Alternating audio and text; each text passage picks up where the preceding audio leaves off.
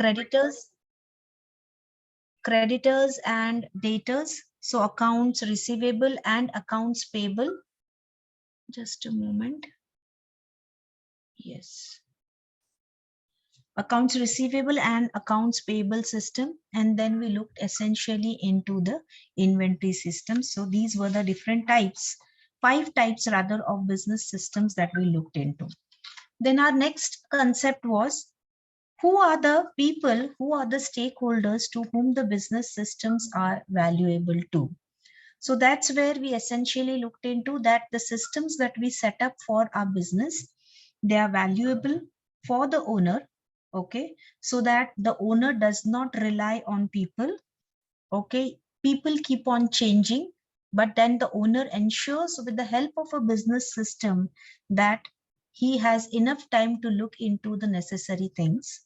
Then second is the people who are joining the organization, or you can say the incoming staff, okay. So that's where the employee can pick up where the last person has left off, okay, and he feels like it's a great place to be within with the systems that are set. When you guide him as to what is he supposed to do, in what manner is he supposed to do, and what is he supposed to achieve over a period of time, given a set of responsibilities and duties. Then the third person important were the customers. Yes, customer is the king. We are aware of this. Okay. So systems in place are going to ensure that the customer receives consistent services and products from time to time. And then the potential investors, right? So that's what we discussed. Further, we looked into what's the difference between a system and a process. Can anybody come up with the same?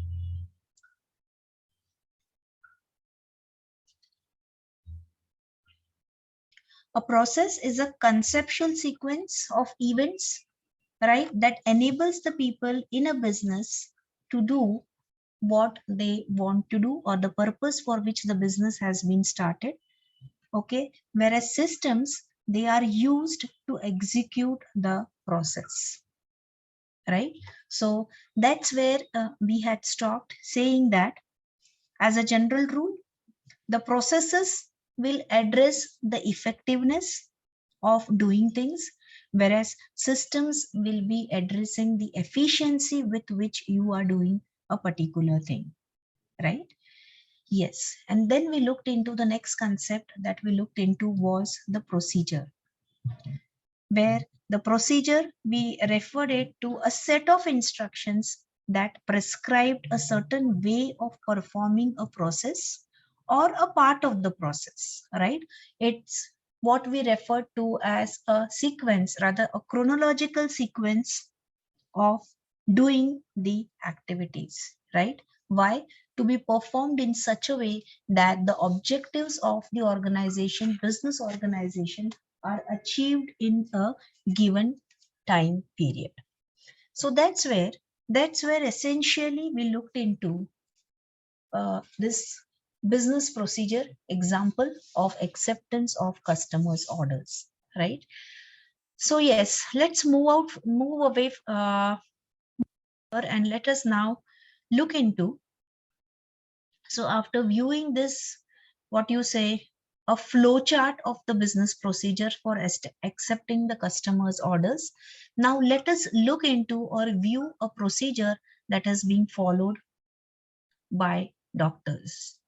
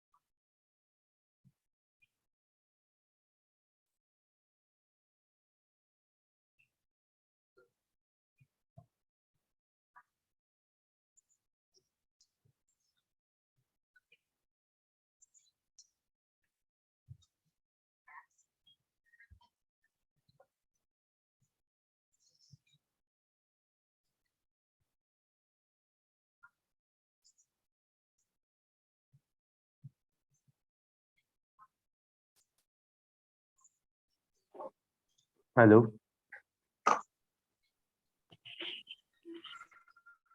Hello, ma'am. Yes. Voice is not coming. Yes. The video is not being shown. Video is not being shown. The white slide is being shown. Okay, you're not able to view it. No. No, ma'am. It's on still same page, which is on YouTube link, which you have showing. Okay, it's there on the same slide. Yes, Yeah, ma'am. The slides has written let's view and procedure, and that link is being displayed. Okay. I don't know what's the problem. Anyways. Yes.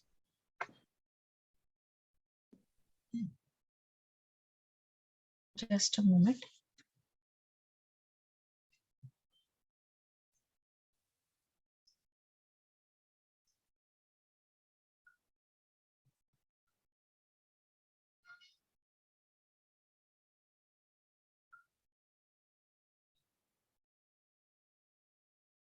Okay, you are just able to view the screen itself. That's what you are, this slide, that's what you are trying to say.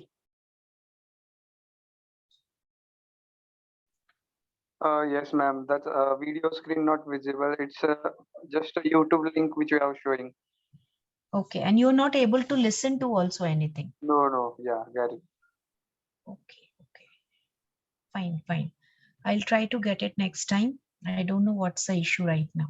So this YouTube link actually, it showed you what is the procedure that is being followed, okay, in order to take care of a cataract operation. So what is the standard procedure that is being followed by the doctors? So that's where I had come up with an example to show you how the standard procedures are being set.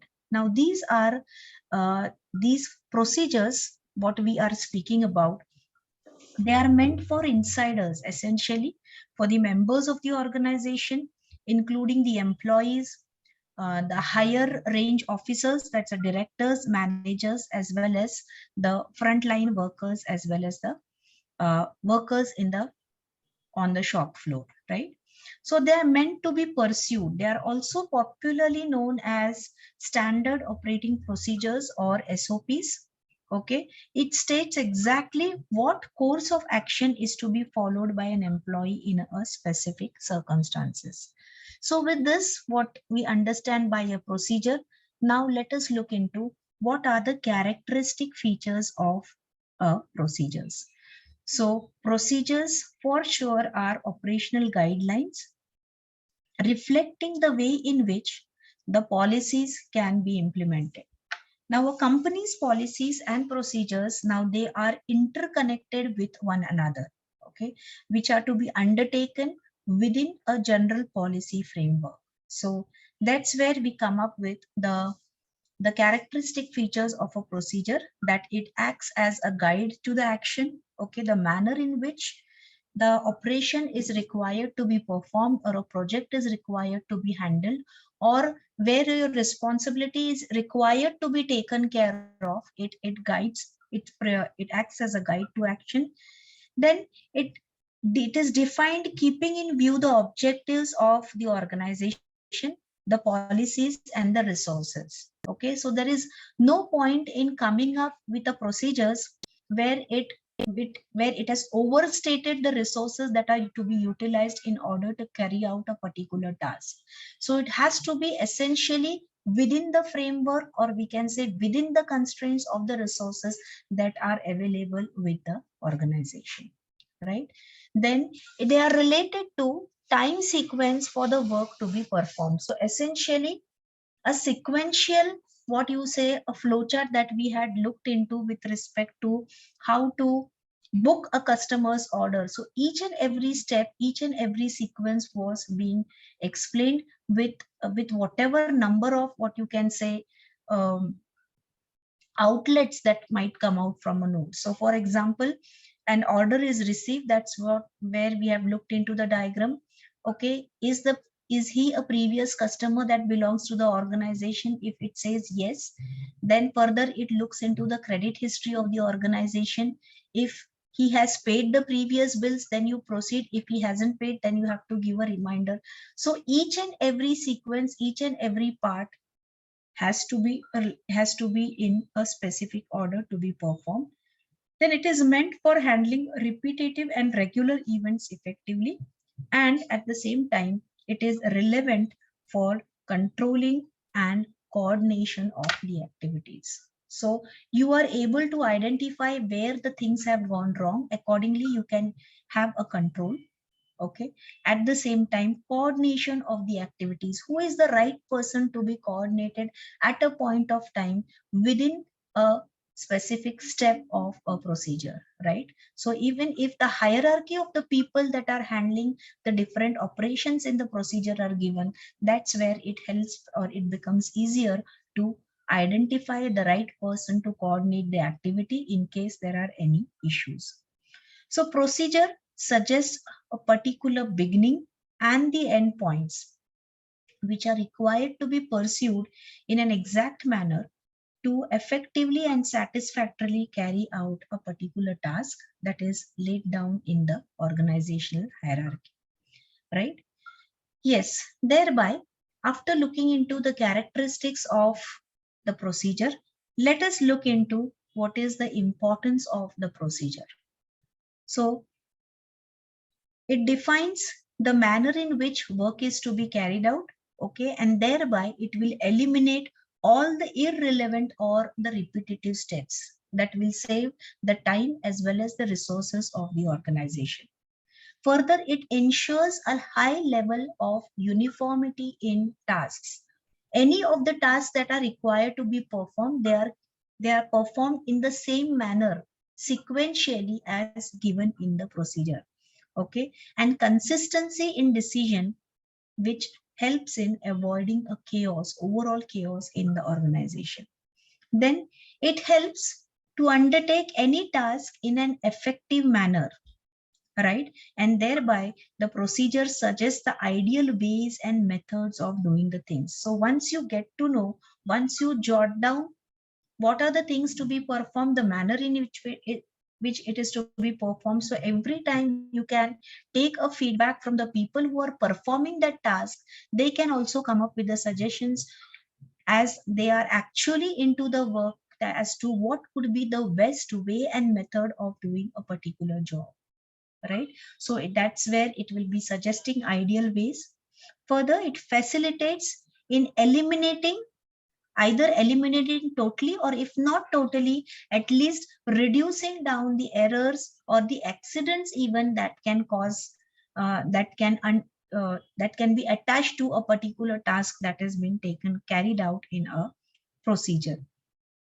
Further, it assists in successful completion of the work assigned. So once everybody is aware of what is to be done, with what it is to be done, and within what time duration it is to be done, what are the steps to be followed, automatically success or achieving that particular job with the standard quality is being it's being controlled, it's being certified over there and there itself, right?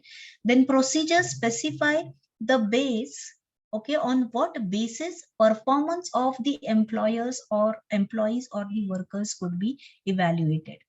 So that's the way it ensures executive control over the performance of the employees.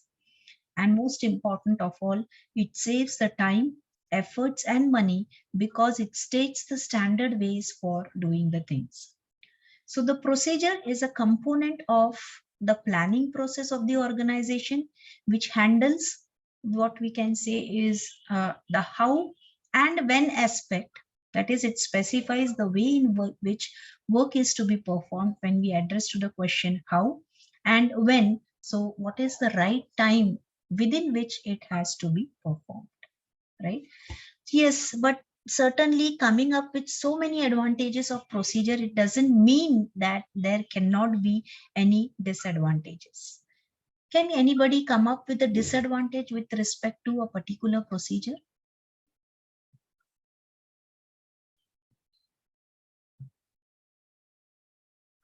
As every coin has two sides. So certainly the procedures that we would be implementing in the organization to do any of the jobs, it would be having its own limitations. What could they be?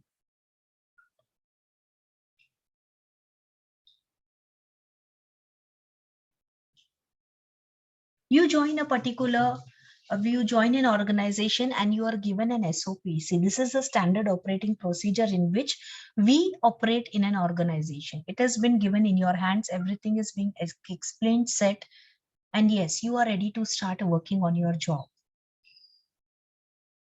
Is it good every time?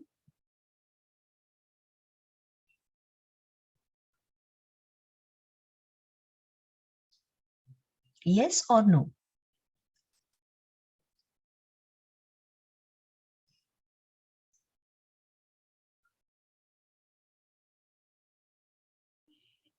Come on.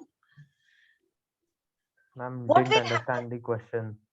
Okay, you didn't understand the question. No. Now you join a particular organization, okay, at a particular post, and different procedures are given in your hands. Say, for example, you are asked to control the purchase department, right?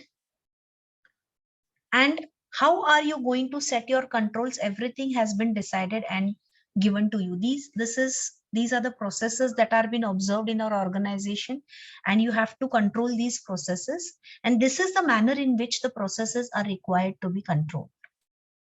Everything is set, everything is defined, what you are supposed to work, how you are supposed to work, at what point of time you are supposed to install the checkpoint to take care of the purchases. Everything has been defined in the organization.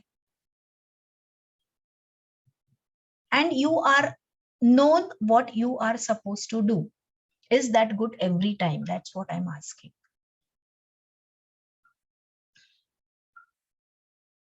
So that's where the limitations will crop in.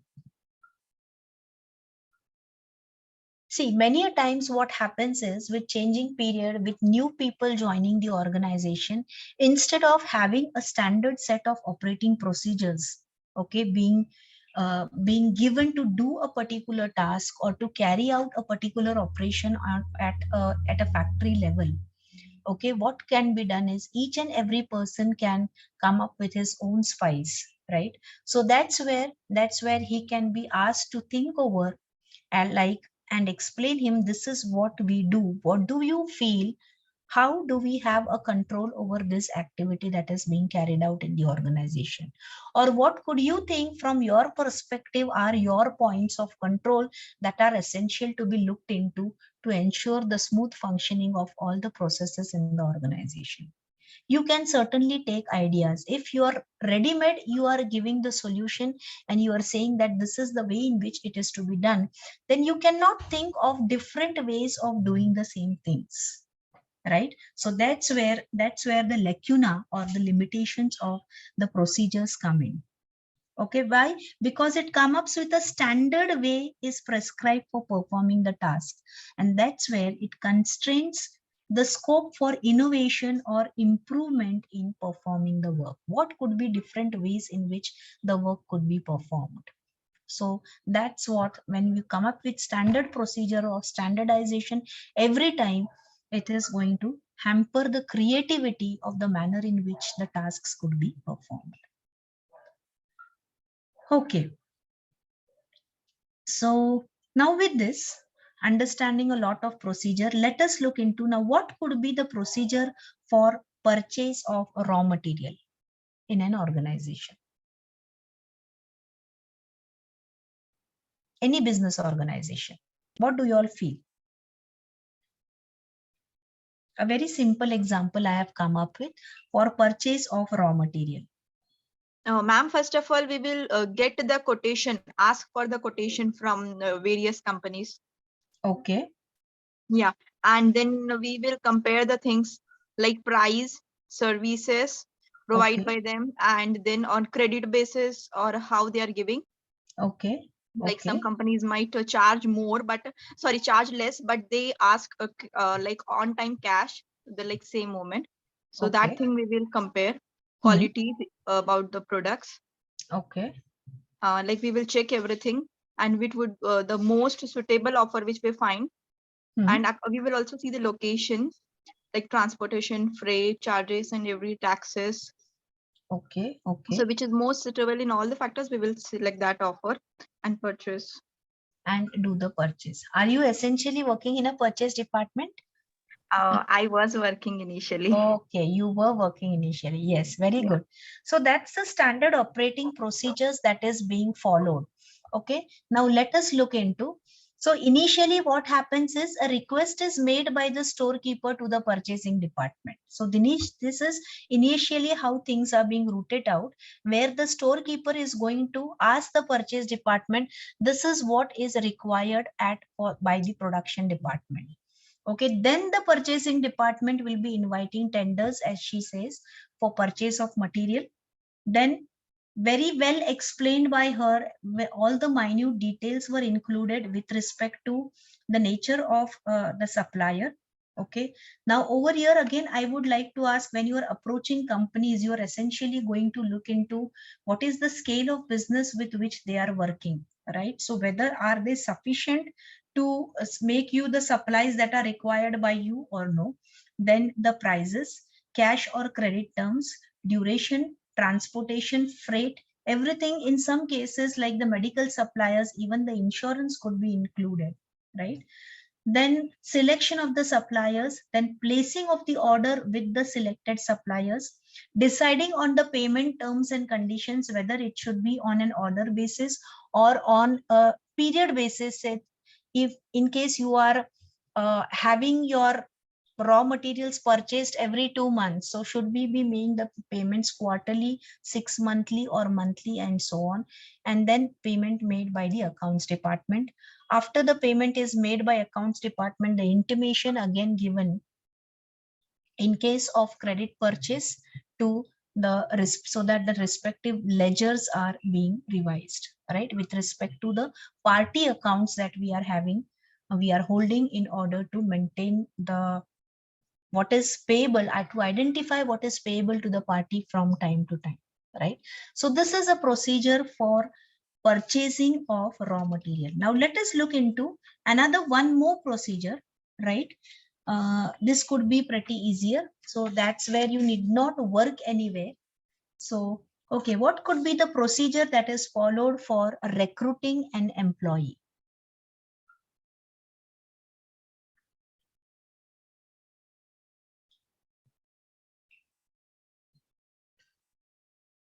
You are already working, you have been recruited, right? So what was the procedure that was followed?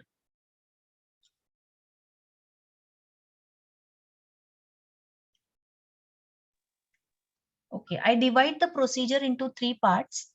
First is invitation, second is shortlisting, and third is selection of the candidate. Yes, made it further easier for you all. Oh, ma'am, can for any suitable job, like any post, we can. Yes. First of all, like we will see that for which post we are searching for. Yes. So for that post, whatever, there might be some requirements like eligibility criteria. First thing would be like that he should or she should fulfill that eligibility criteria, whatever it would Yes. be, graduation or Eligibility experience. criteria with respect to education and And experience. Okay. experience. Yeah. Yes. And then second thing, like this is the only thing we feel, but actually they also see the background, like what was working, if it is experience, even if it is fresher. uh, when it is a fresher, like when we select the experienced people, that's easy because they have the working experience, so we can just guess the things and their requirements also. Sometimes if the person is needy, uh, like location wise also they select, like whether you Okay. will be able to come daily or like how you will that things.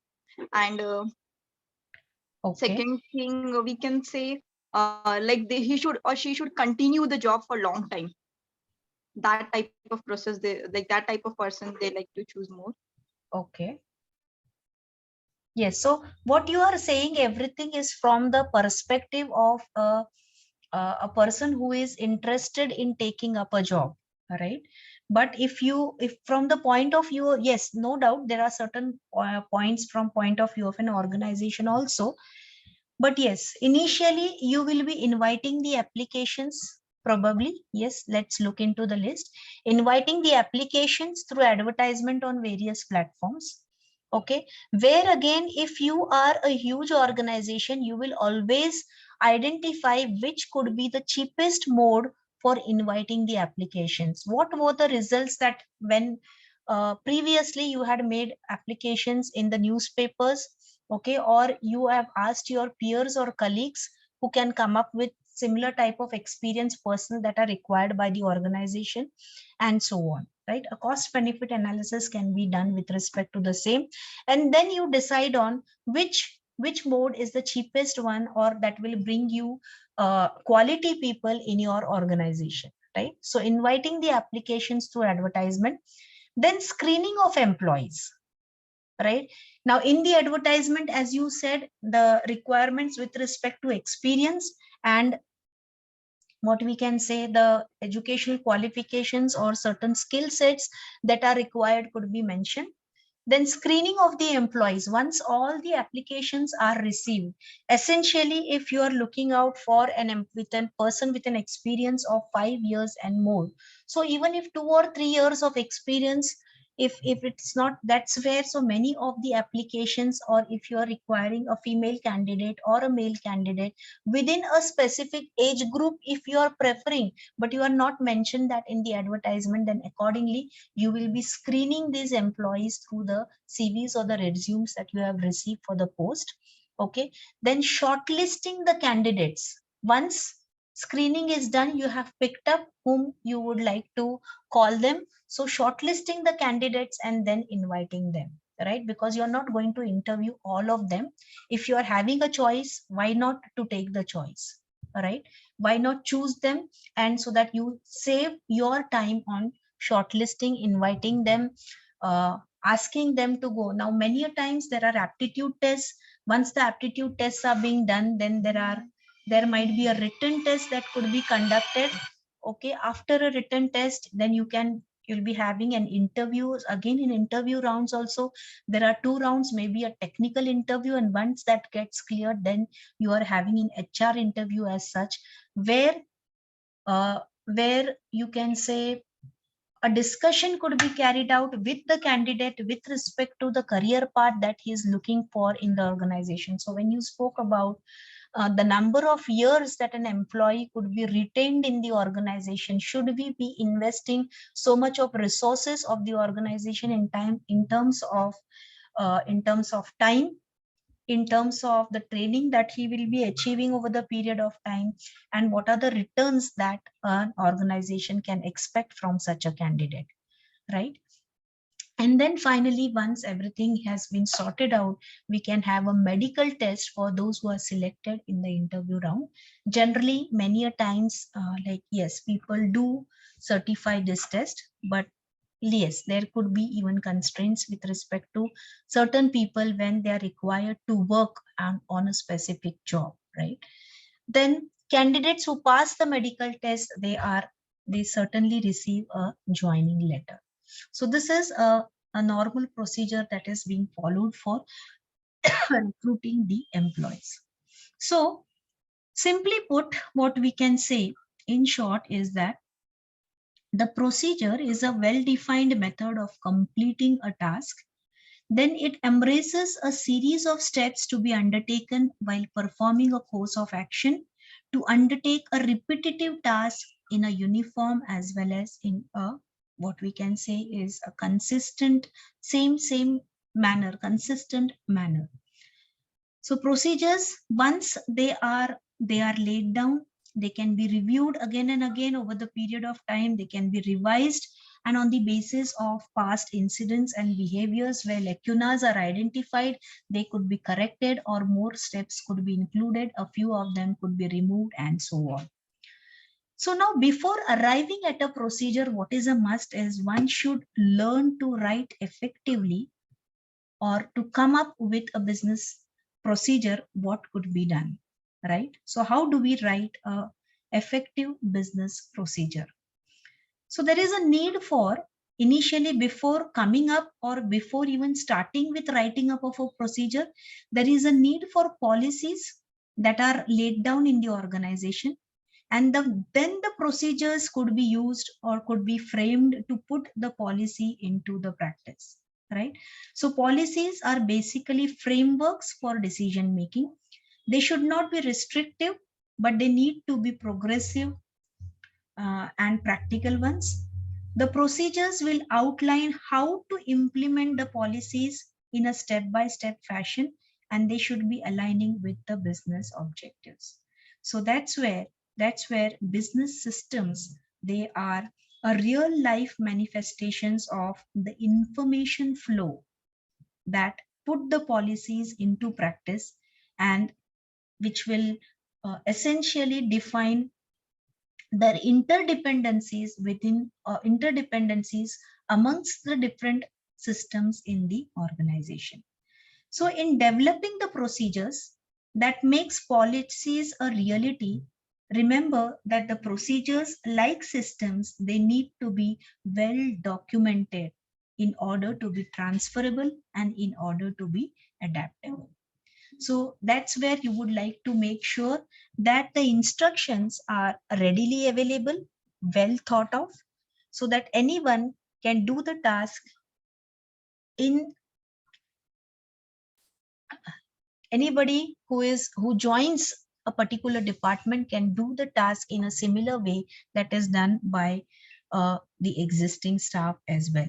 So by documenting the procedures, thereby you will be leaving no room for any argument, and there is less risk of missing out a step or even making an error in carrying out a particular task. Fine. So that's where we essentially, the next topic of our discussion is with respect to writing up of the procedures. How are you going to come up with respect to writing up of such procedures?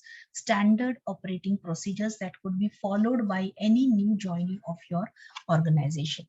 So that's where procedures, they should be documenting every step in the process.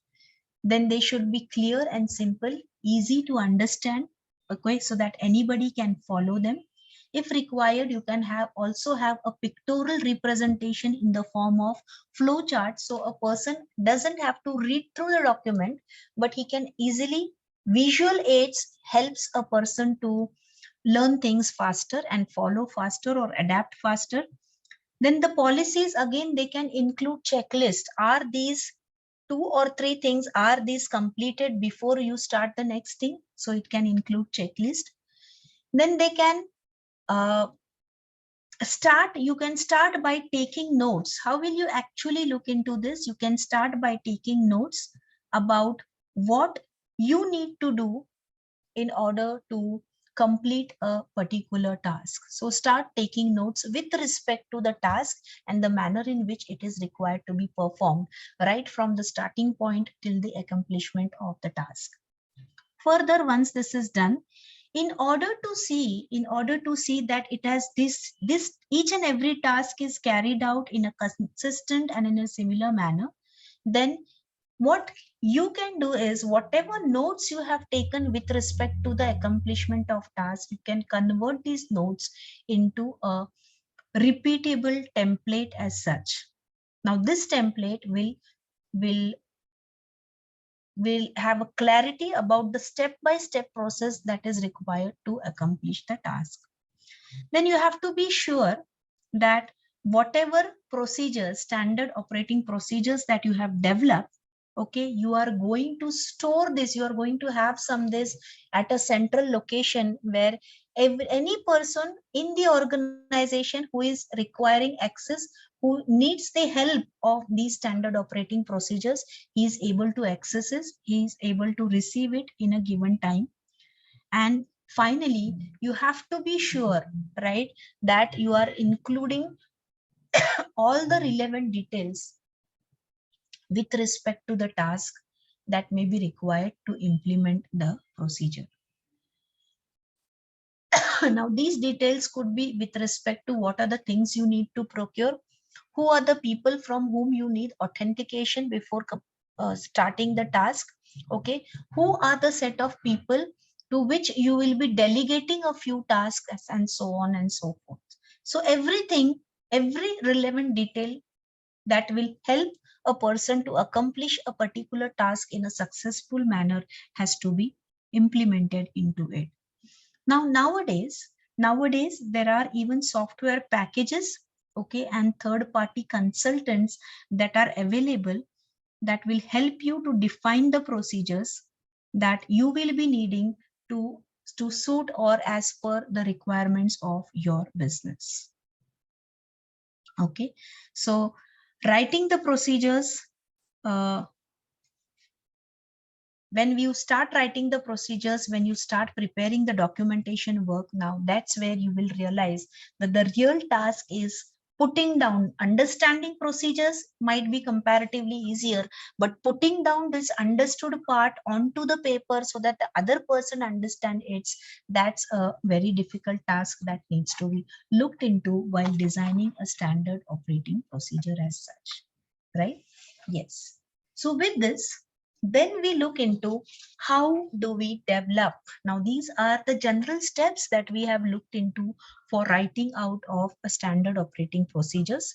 So now let us look into formatting or coming up with a standard operating procedures, right? So what is a standard operating procedure and what are the steps involved in this? Now, these steps have been divided into 3 parts. Yes. Standard operating procedure document, as we have discussed right now, consisting of step-by-step information on how to execute your task.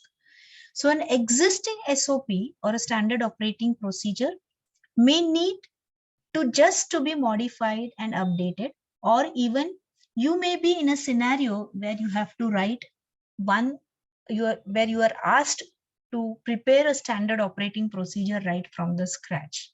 So at whatever level you are, whether you are beginning or you are just required to update or change or revise an existing SOP, okay, then you can go through this checklist, okay, part 1, 2, and 3 while developing your SOPs.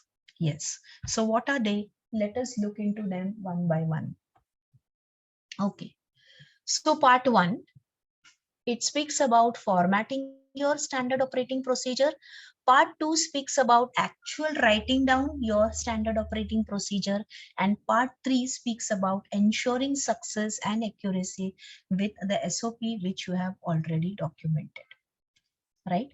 So first of all, let us look into formatting your SOP, where the first step is choose your format. Right? Now there is nothing right or wrong way to write an SOP. Everybody is given a liberty to come up with his or her format. Yes, but however, whenever your company probably has a number of SOPs, then you can refer to for formatting guidelines, then outlining how they prefer it to be done. And so if that's the case, then you use the pre-existing SOPs as a template. So look into whether your company already has one. Now, even if they do not have an SOP, essentially, since they don't have an SOP, you are preparing one. But if they're having a set of SOPs, then you can always look into the previous SOPs to find out the manner in which they are disclosing or putting down the steps. So that will help you or probably give you a guideline as to what are the types of SOPs. Okay, what are the representations of SOPs that are being accepted by the organization? Then so if you don't have anything to refer to, then yes, then certainly you can choose amongst the options that are being given a simple step format that you can follow. Now for routine procedures, which are extremely short in nature, where very few steps are required to be shown, for that a simple step format could be utilized. Okay, that has a few possible outcomes and are fair to the point. So now, apart from necessary documentation and safety guidelines, it's really just what you will be mentioning is nothing but a bullet list of simple sentences telling the reader what to do. So it's an essentially a small list given with the possible outcome, okay, and the safety guidelines, if any, you are required to follow. So a simple step format, then we come into a hierarchical step format. So in case of long procedures, okay, in case of long procedures where there are several branches that are coming out from a single step, so that's where a hierarchical step could be used. So once with more than 10 steps, say you can say that involve a few decisions to be made, okay, where clarification is required, certain terms are required to be explained. So that's where you can use the hierarchical format. So this is usually a list of main steps, okay, all with sub-steps in a very particular specific order that is required to be followed while actually performing the task. And then we look into is a flowchart format. So if the procedure is like a map with an almost infinite number of possible outcomes, then a flowchart would be the best format to choose into, because it will be again aligning down what are the different possibilities and how with the different ways or of doing things we can arrive at the same outcome, right? So first of all, choose the right format depending upon whether your procedure is short or long or more complicated. Yes. Then after choosing your format, then what you need to do is you need to consider your audience. Okay. There are three main factors we can say to take into account before writing the SOPs. First is your audience's prior knowledge. Think about what information or what idea does your audience have about doing a particular thing. Are they familiar with the organization and its procedures? Are they really aware of the terminology that you are using while explaining the steps? Okay, so that's where your language needs to match the knowledge and the investment as well as of the reader. So what the reader is aware of and what you essentially need to let him know is what is going to decide the content of your SOP. Then your audience's language abilities. So is there any chance people who don't speak your language will be reading your SOP? Yes, can someone mute yourself? Yes, who is this? Please, can you? Okay, yeah, thank you. So whether the person who will be reading your SOP, he is able to understand your language. Okay, it could be the manner in which you are representing the things, or it could be again the language in which you are writing your SOP. So in case there is an issue, then it could be a good idea to include lots of what you can say pictures and diagrams to make the things more easier if language could be a problem, right? And then the size of your audience. How many people are going to look into the SOP? म्हणजे काय हे स्वयंपाक नाही बरं, जेवण पोळी नाही, भाजी पोळी नाही, इडल्या. Yes. Who is this? Who is this? डोसे, Abhishek and उत्तप्पे, Ajay. आप्पे. Abhishek Yes, and madam. Ajay. Can you mute yourself? सगळे मस्त. कारण हाऊस एवढी की ऑफिस मधून येताना सामान घेऊन यायचं सगळं आल्याबरोबर. Abhishek Sham Sundar. महिना म्हणाली.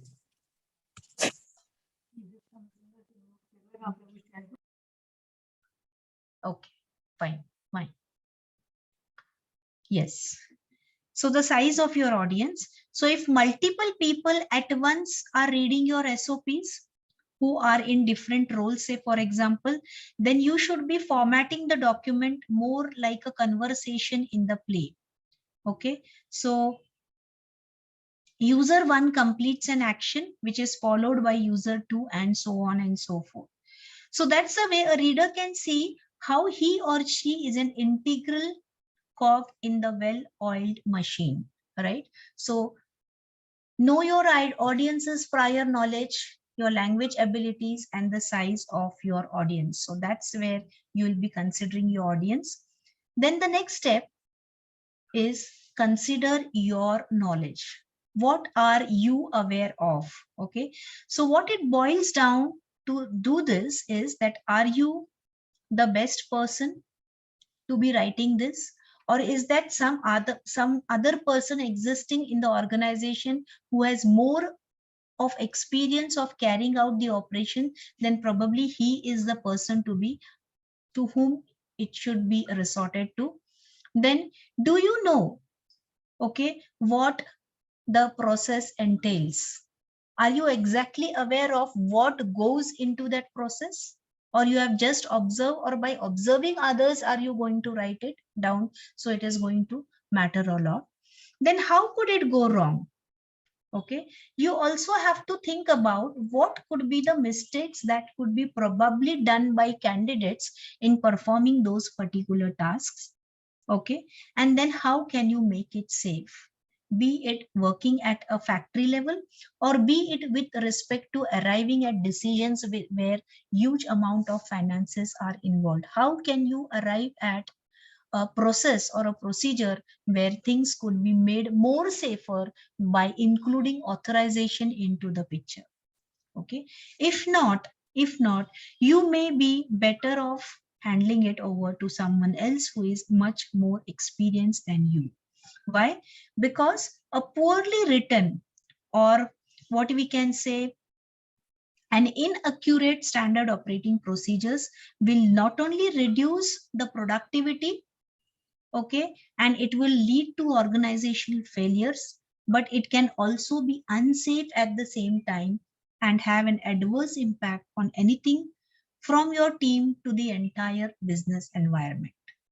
Okay, so in short, it's not a risk that a person can take who is not well aware of, who is not knowledgeable about the process. So now, but then in case if this is a project that you have been assigned, that you feel compelled or obligated to complete, then don't shy away from asking those who complete the procedure on a daily basis for help. Okay, so even if you are made compulsory to write down the procedures. Be open. Don't shy away from saying things that this is not, I'm not aware of. Can you please make me aware of the things? So be humble enough to come up to the ground and then to ask what actually goes into the process to write down the standard operating procedures, right? Then point number 4 is decide between a short or a long form of SOP. So if you are writing or updating an SOP for a group of individuals that are already familiar with the protocol or terminology, etc., okay, and then it would be easier to come up with a short form, okay, for writing down of your standard operating procedures. That's more like a checklist to look into. But apart from the basic purpose and relevant information, it's really just a short list of steps when no details or clarification are required. This actually a long form could be more better, right? Where you have to come up with each and every minute details. And then the 5th point is keep your SOP purpose in mind. Okay, so what's obvious over here is that you have a procedure within your organization that keeps on getting repeated over and over. But is there any specific reason why this SOP is particularly useful, or why you are required to come up with the SOP? So what's the purpose of SOP has to be kept in mind. Does it need to stress safety? Is it related to compliance measures? Is it used for training on a day-to-day basis? Right? So there are a few steps that you should be following to see to it that your SOP is necessary to result into a successful work of your teammates, right? So that's where you have to look into whether the standard compliances that are required to be met are taken care of. Okay, for example, in a food industry, it could be with respect to the standard mixes of the products that goes into the finished product. So compliance standards are met to maximize the production requirements, to ensure that the procedures has no adverse impact on the environment. Okay, say for especially with respect to procedure that is followed for waste, how to take care of a waste, how is it to be eliminated from your business organization, the manner in which, so what impact does it have on the society, right? So ensure that the procedure has no adverse impact on the environment, to ensure safety while working, to ensure everything goes as per the schedule, to have a time bound program or a procedure to prevent the failures in, if any, identified in the manufacturing process. Then your SOP, yes, essentially it also has to be used as a training document. It should be of that quality that it could be used for training the employees. And then if you know what your SOP should emphasize on, what it should clearly state, okay, it will be easier to structure your writing around these points. So it's also easier to see just how important your SOP is. Okay, so that's where we are done with step number 1 of coming up with an SOP, right? And in the next session, essentially, so formatting your SOP is what we have looked into. What could be the format with which you can start writing your SOP, right? And then actual writing down of your SOP is part 2. That's what we'll be looking in the session to come, right?